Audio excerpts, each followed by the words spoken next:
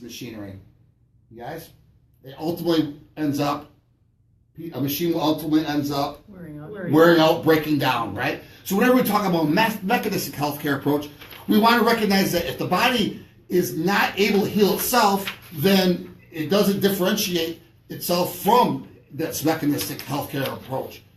We don't look at the body as a bunch of different pieces of parts. We ultimately want to say that if the body, if you took all the blood vessels, organs, glands, all the parts of the body, you put them together, you'd ultimately have a corpse. Because what you're not taking into account is that everyone has a force within them, an ability to heal, self-adapt, and self-regulate. So we always want to talk about, is the body smart or is it stupid? Now, a lot of people we see here have serious health issues, and they come in confused, and they're not sure exactly what's causing their problems. A lot of times they just think that they have bad luck or genes or it's something that's beyond their control. Well, we're going to go into detail tonight, especially when it comes to digestion and health. And we're talking about how the standard American diet and the choices that we make are ultimately violating universal principles. And the consequence of that is the health problems that we face today. Now, we are obviously not the healthiest society. Even though we make up 5% of the world's population, we ultimately consume 80% of the world's medication. The whole idea is that if I have a symptom and it gets too inconvenient or too uncomfortable, then ultimately what do we usually try to do? Take a pill. Take a pill. The pill is ultimately there to mask the symptom, right? Make you feel better. So often when we talk about health, we'll ask people to define health, and they'll usually say how I feel.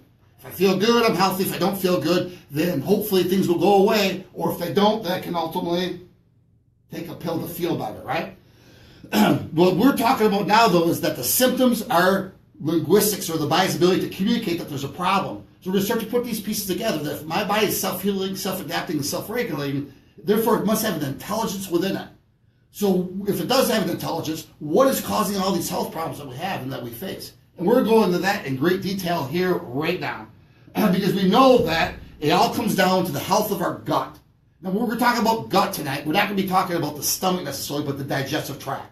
And I'm going to go ahead and diagram what happens with the standard American diet and how the accumulation of toxins in particular in the water we eat, or the liquids we drink, the food that we eat, and the air we breathe. All these things can contribute to what ultimately is destroying our health. So first and foremost, we're going to start off, and we've done this for several classes. We've put over 100 people through this program. This is ultimately the Standard Process Purification Program, but we're going to be talking about things that are going to contribute to the detrimental health that we have from the foods and the toxins and things that accumulate within the body. And so we always start off with a famous dinosaur mouth. Okay? I'm not the best artist, but here you are. And we're going to go ahead and put teeth in there too. That's pretty good, right?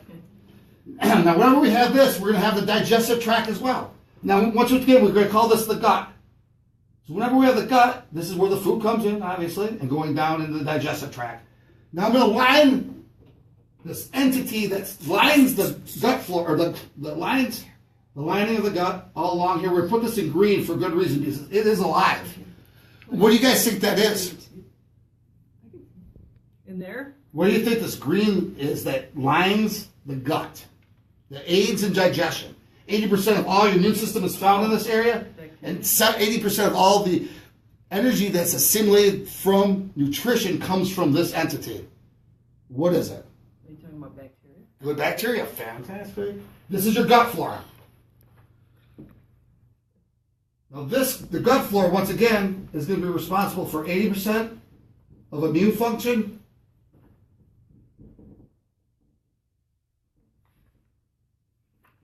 and 80% of all energy is assimilated through your nutrition, through the gut flora. So that's why someone that has unhealthy gut flora can ultimately have a nice big salad or eat really well, and they don't necessarily always get the nutritional value from it. It doesn't always make them feel better. It isn't necessarily that advantageous, because without the gut flora, we cannot assimilate that into energy, and it's going to affect our immune system. Now, first and foremost, I have to say that this is mostly all from my own personal experience. I'm from Northwoods of Michigan. I have one relative, a male that made it to his 60s. That's in my close and immediate family. Every one of the women in our family all are diabetic. My grandma is diabetic. My mom is diabetic, and I was on the road to a lot of these issues as well. because I ate the standard American diet. So we want to start to talk about, if this is the gut flora, and it's so important, then what do we think we're taking, or what do you think is destroying the gut flora? Name a couple of different things that you think that could... Antibiotics. Antibiotics. Now, where do you think the majority of antibiotics is found? Is it from medicine? Some of it is, but some of it's coming in our food too. Exactly. Agriculture. Great. Agriculture. So 75% of all antibiotics come from the agriculture, which would be factory farms in particular. So factory farm meat as opposed to grass-fed meat all comes really down to this idea that it's the antibiotics along with other things that are found in the factory farm meats, including antibiotics. They're also grain-fed, and then ultimately the stress hormones that they go through because they're in such horrific conditions.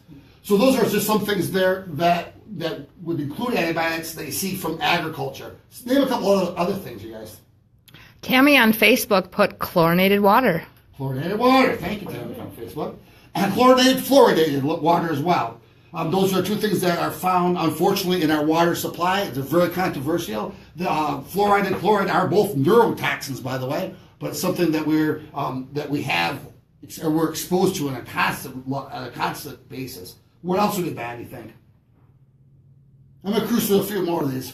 Vaccines. We know that vaccines will destroy gut flora. Environmental toxins, pollutants, alcohol, in particular, refined sugars, which you find with alcohol. So we call it as a small intestinal bacterial overgrowth, or SIBO. It all comes from alcohol, white flour, and refined sugars. It basically allows the yeast to overgrow and start to take over the good bacteria in the gut. GMOs, we know those genetically modified foods, they actually have toxins in them to kill microbes or bad bacteria. What do you think a toxin that would kill microbes would do to our body? It would kill off what? All the good ones. All the good bacteria. It indiscriminately kills off everything. Antibiotics are the same way. They can't tell what are good bacteria or what are bad bacteria. So those are going to be inflammatory foods, along with refined sugars. Going to be refined vegetable oils, which are very, very prevalent in all of our food. So what we always talk about are going to be the good oils: coconut oil, virgin olive oil, things that are going to be, especially on the organic, that are going to be anti-inflammatory types of oils. What we find most in our food supplies to be sunflower, safflower, canola oil, and soybean. Those are all real high in omega-6s, and they're almost all GMOs. So we really want to avoid those as much as possible. Prescription medication and the standard American diet, which we go in great detail in this handout, but we talk about how the diet itself, in particular processed foods, foods in bags, foods in boxes, foods in cans, those are all dead. In order for them to preserve them, they usually put additives and preservatives, and they do not have any of the good bacteria, and ultimately a lot of the minerals and vitamins and stuff are also altered through the processing of them. So whenever we talk about, my handout I gave you guys was how fast food kills. That's the name of it, how fast food kills. And what we'll find is we're not talking about McDonald's, we are talking about McDonald's and Burger King, but we expand that above and beyond that to processed foods. So we want to have whole food nutrition. We want to make sure that all the food that we're having is still alive. And remember, we're going to go through and talk about why that's the case. All right, so now we're going to be inundated by antibiotics, by the standard American diet, by the things we already talked about. So what's going to happen now at the level of digestion, or at the level of the gut flora? I'll make it easier here.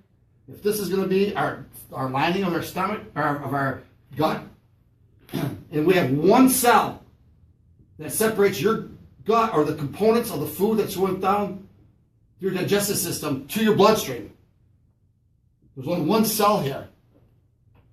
So it's a very intricate, very delicate lining. So this is your bloodstream. So what do you think will happen over time if we start to lose these good bacteria? You start to create lesions within the digestive tract. So if I start to get lesions, or basically openings here, and my food's coming down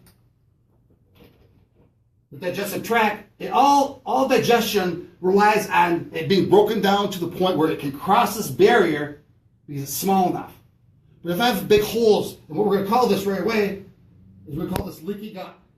And this is the syndrome that is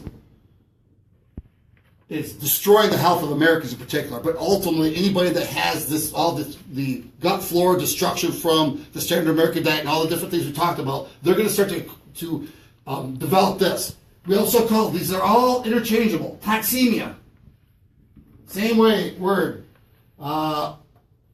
Intestinal permeability, and ultimately, what D.D. Palmer from the chiropractic school I went to talked about was auto intoxication.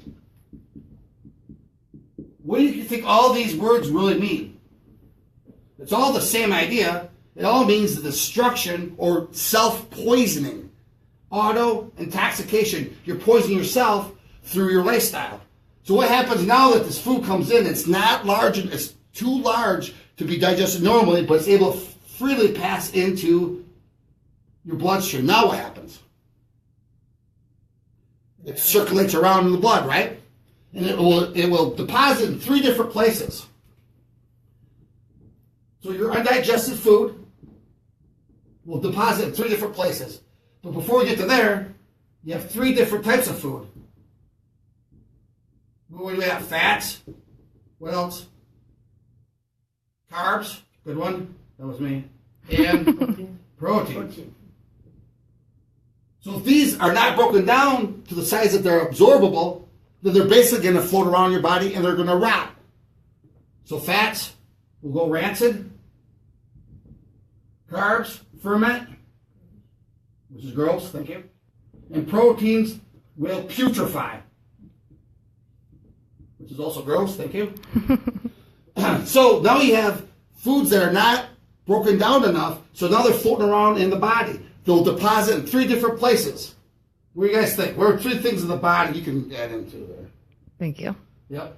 Well, let's go with Muscles. Joints. Joints.